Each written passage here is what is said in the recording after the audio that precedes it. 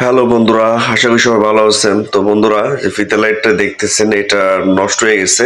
সকালে যখন লাইট জ্বালাইছি অফিসে আসার পর, তখন দেখি হঠাৎ করে স্পার্ক করছে। স্পার্ক করার পর দেখি 20 থেকে 30 ফিট লাইট প্রায় পুড়ে গেছে। তো জায়গায় জায়গায় দেখতেছেন যে এই যে স্পার্ক করা দেখা যাচ্ছে, লাইটগুলো পুরোটাই পুড়ে গেছে। তো এটা আমরা এখন চেঞ্জ করব, চেঞ্জ করে নতুন লাইট লাগাবো। তো আমাদের কাছে যতটুকু লাইট পড়ছে ততটুকুই চেঞ্জ করব। আমাদের কাছে পিন আছে, পিনটা লাগানোর পরে মাঝখানে জয়েন্ট দিয়ে দেবো, দিয়ে আবার আমাদের যে সার্কিট আছে ওইখানে লাগাই দেবো। তখন ইনশাল্লাহ আমাদের লাইট আবার পুরোটা জ্বলবে। তো বন্ধুরা, আসলে দেখতেছি ভালো করে যে স্পার্ক করার কারণ কি ছিল। আসলে তেমন কোনো কারণ খুঁজে পাচ্ছি না, মনে হয় অতিরিক্ত গরম হওয়ার কারণে লাইট স্পার্ক করছে। আর এক জায়গাতে স্পার্ক করার পরে লাইটের যে গোড়াগুলো আছে পুরোটাই পুড়ে গেছে।